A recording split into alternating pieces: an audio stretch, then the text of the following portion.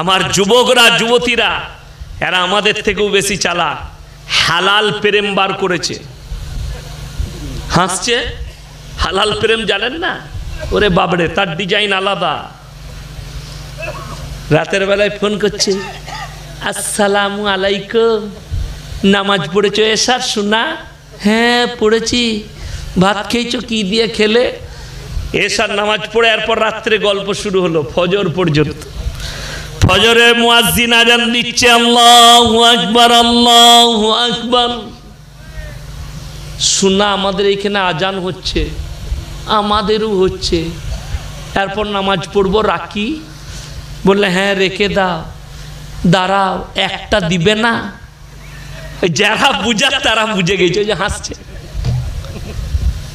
এটার নাম হচ্ছে হালাল প্রেম। হারাম করে প্রেম কখনো হালাল হয়?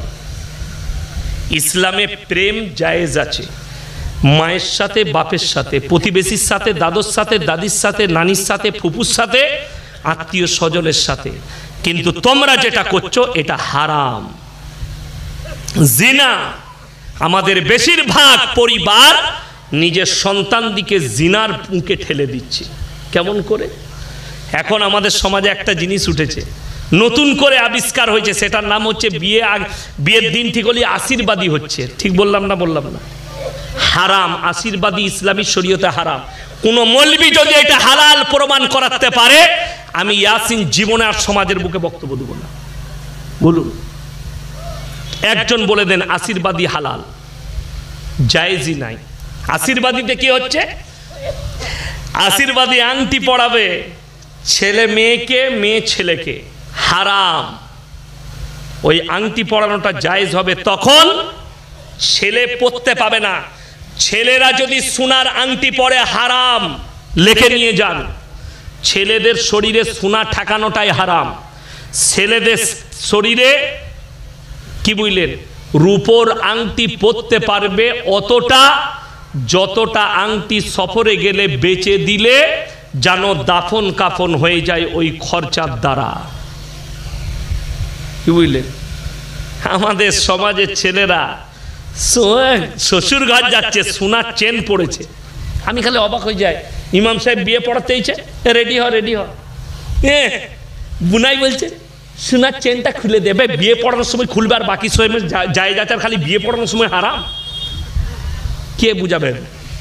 বিয়ে পড়ানোর সময় বলছে সোনাগুলো খুলে দে, মানে ওই সময় পড়া যাবে না আর বাকি সময় পড়া যাবে।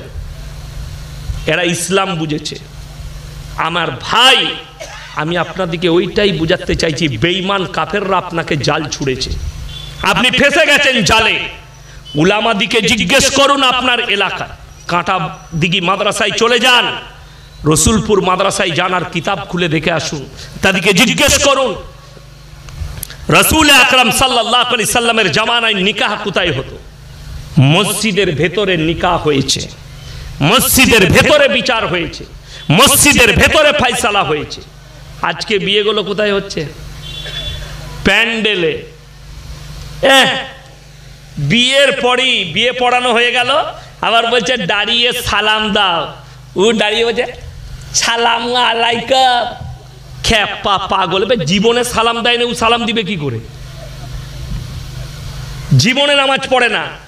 বিয়ের গাড়িটা ঢুকছে গায়ে, বলছে মসজিদটা কোথায়? এরা মনে মনে করছে শালা কোনো অলি বিয়ে করতে এসেছে। ঢুকি উজু করে 2 রাকাত নামাজ পড়লে আল্লাহ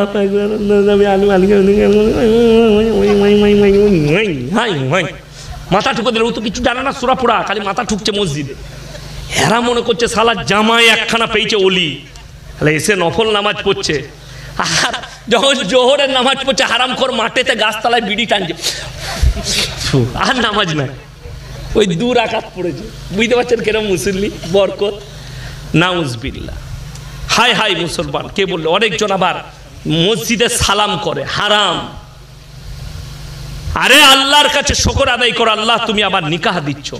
2 রাকাত নামাজ পড়বে যে 5 ওয়াক্তের মুসল্লি, শুকর আদায় করে আল্লাহ আজকের দিন আমার নিকাহ হচ্ছে, তুমি আমার নিকাহকে কবুল করে নাও, তুমি আমার দাম্পত্য জীবনকে সুখী করো। এই নামাজ পড়ে এই দোয়া করবে, আরে জোহরের পরে বিবাহ হবে, জোহরের নামাজ পড়ে আল্লাহর কাছে চোখের পানি ফেলাও, আল্লাহ আজকে যে আমার জীবন সঙ্গিনী হতে যাচ্ছে তাকে তুমি সুস্থ রেখো, তাকে সুখী করো, নেক করো, আমাদের মধ্যে মিল মোহাব্বত দান করো, এই দোয়া করো। এ তো আমিনু বলতে জানে না আমার ভাই।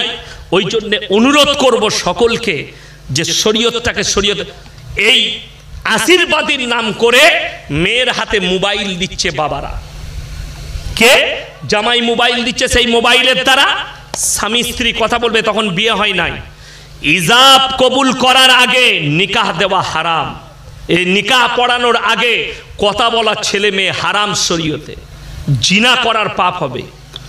হ্যাঁ, যদি বলো যে যেদিনে আমরা দিন ঠিক করছি, যেদিনে ছেলে মেয়েকে আংটি বদল করছি, আংটি দিচ্ছে ছেলে মেয়েকে, সেই দিনে তুমি কি করবে, ইমাম ডেকে নিকাহ পড়িয়ে দাও। তারপরে যদি তারা মিলামিশাও করে, শারীরিক সম্পর্ক করলেও জায়েজ হবে, কেউ পাপী হবে না। কথাটা মাথায় রইল? যারা বাপ আছেন, যাদের মেয়ে আছে, ছেলে আছে, যারা মেয়ের বাপ, কেন বলছি বলুন তো, বিয়ের দিনে বিয়ে ভেঙে যাচ্ছে, ঠিক বললাম না ভুল বললাম? যদি বলেন না হয় না, আপনি চলুন বর্ধমান জেলায় দেখিয়ে দেবো, আমি নাম করব না জায়গা, তারা গাল দিবে শুনলি। কেন? গোস্ত নিয়ে, গোস্তর বালতি দিয়ে মারামারি, বিয়ে ভেঙে গেল। হ্যাঁ, বিয়ের প্যান্ডেলে দুখানটা গোস্ত কম দিয়েছে, ও বালতি চালিয়ে দিয়েছে, ও চামচ চালাইছে, দিয়ে দমদাম টেবিল ফেবিল ভেঙে গেল, হাঁড়ি কুড়ি ভেঙে দিলে পুলিশে এসে ধরে নিয়ে গেল, বলে বিয়ে করবো না, যা চলে যা। এরপর বলুন, এরা দুজন 6টা মাস ফোনেতে জিনা করেছে, দেখাও করেছে, এই যে বিয়ে হলো না, এই জিনার পাপটা কে নিবে? কথাটা বুঝতে পারেননি আমার? আমি গুদা বাংলায় বলছি, অনেকজনের গায়ে লাগবে, আপনি রাতে শুয়ে ভাববেন আমি কি বলে যাচ্ছি। এই পাপগুলো বাপ মায়ের হবে, পরিবারের হবে, যারা সেই অনুষ্ঠানে হাজির থাকবে তারা হবে। এমনি বিয়ে খাওয়া ছেড়ে দিইনি 17টা বছর, যাইনি কোনো বিয়ে বাড়িতে, ইচ্ছা করে না, এদের পাপ কাজগুলো দেখে। সুন্নত তরিকায় বিয়ে দাও, মেয়ের বাড়িতে তো বরযাত্রী নিয়েই যাবেন। এখন আবার নতুন কায়দা বেরিয়েছে, হুজুর আমি 1 পয়সা নেবো না, কিন্তু 200টা বরযাত্রী নিয়ে যাবে, মানে তোর বীজ মারবুই আমি। কথাটা ঠিক বললাম না ভুল বললাম? বলছে 1 পয়সা নেবো না, আমাদেরকে বলছে সুন্নত তরিকায় বিয়ে। আলহামদুলিল্লাহ, খুব ভালো, বরযাত্রী যাচ্ছে 250টা। মানে নাকটা এইভাবে ধরবো না, ঘুরিয়ে এরম করে ধরবো। যত কায়দা চালাবে চালাও, আল্লাহর কসম অন্তরের কথা আমার আল্লাহ শুনতে পাই না, তোমার নিয়ত আমার আল্লাহ জানে।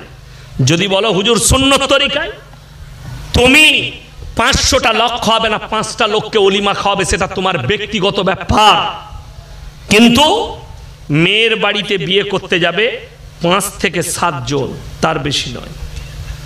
সুন্নত তরিকায় বিয়ে নিকাহ পড়িয়ে নিয়ে চলে এসো, অলিমাতে তুমি 500টা লোক খাও, 5000 খাও, তোমার ব্যাপার। এখন অলিমা বহুজনা তো বিয়ের পয়সায় গরু জবাই করে লোককে খাইয়ে দিচ্ছে, তার নাম পণ। যারা বিয়েতে পণ নেয় তারা পাঁঠা বিক্রি করেছে, পাঁঠা লেখেলে। আমি বলে যাচ্ছি, যদি মনে হয় আমার বেটার বিয়েতে পণ লুবো, আসুরার হাটে পাঁঠাটাকে গলায় গামছা বেঁধে নিয়ে যাবে, যে আমি পাঁঠা বেচতে এইছি, ক্যালিবি বল তোমার বেটাটাকে। তা না হলে না মরদ পয়দা করেছো, তা না হলে বাপের বেটা 1 টাকা একটা নয়া তোমার জানবো না। সুন্নত তরিকায় মসজিদের ভেতরে 5টা 7টা লোক যাবে, নিকাহ পড়িয়ে নিয়ে আসবো। আমার ছেলেকে আল্লাহ যেমন রোজগার দিবে, তোমার ছেলেকে মেয়েকে সেইভাবে খাওয়াবে। এরপর মেয়ের বাপ যদি খুশি করে কিছু পাঠায়, সেটা লিয়া জায়েজ আছে। এখন তো জানেন, অনেক ছেলে মনে মনে করবে হুজুর আপনি তো বলছেন বিনা পণে বিয়ে করতে, মেয়ের বাপদের একটা বড় রোগ আছে। ছেলে যদি বলে 1 পয়সা নেবো না, তাহলে বলবে খোঁজলে দেখিনি কিছু দোষ আছে নাকি, বলতে কিনি। ঠিক বললাম না ভুল বললাম?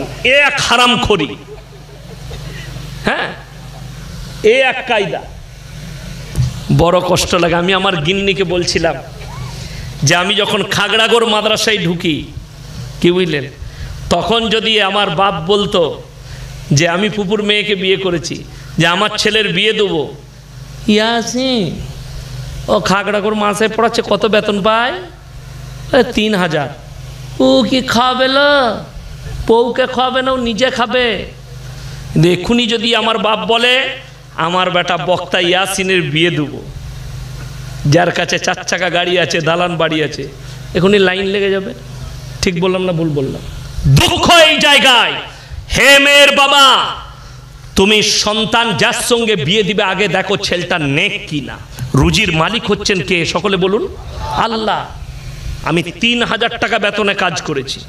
3000, কত বললাম? 3000। আমি যখন ঢুকি 2000 বেতন ছিল খাগড়াগড় মাদ্রাসায়। যখন আমি ছেড়েছি তখন আমার 4000 বেতন। আজকে আমার আব্বাজির মাদ্রাসায় আমি আছি, পুরসা মাদ্রাসায় আমার 11000 টাকা বেতন। আমাকে যদি বেতন নাও দেয় তাও আমার কোনো অসুবিধা নাই। ঠিক বললাম না ভুল বললাম? আমার চলবে, আল্লাহ চালাচ্ছে ভালো। অনেক সচ্ছলতা দিয়েছে, আল্লাহ শুকর আদায় করে শেষ করতে পারবো না সিজদায় পড়ে। এরকম বহু যুবক আছে যারা, যাদেরকে আল্লাহ প্রতিষ্ঠিত করেছে না করেনি, হয়তো সময় কিছু নেই। আরে দোয়া দাও, ছেলেটা খোঁজলেন নামাজি কিনা। আমাদের সমাজে মেয়ের বাবার আগে খোঁজ নেয় চাকরি করে কিনা, ছেলের জমি ক বিঘে আছে, ছেলের ব্যবসা কি আছে, কিন্তু একবারও খোঁজ নেয় না ছেলেটা মাতাল কিনা, ছেলেটা চরিত্রহীন কিনা, ছেলেটা জিনায় লিপ্ত কিনা, ছেলেটা নামাজ পড়ে কিনা। তুমি আগে খোঁজ নিলে না ছেলেটা দিনের সাথে জুড়ে আছে কিনা?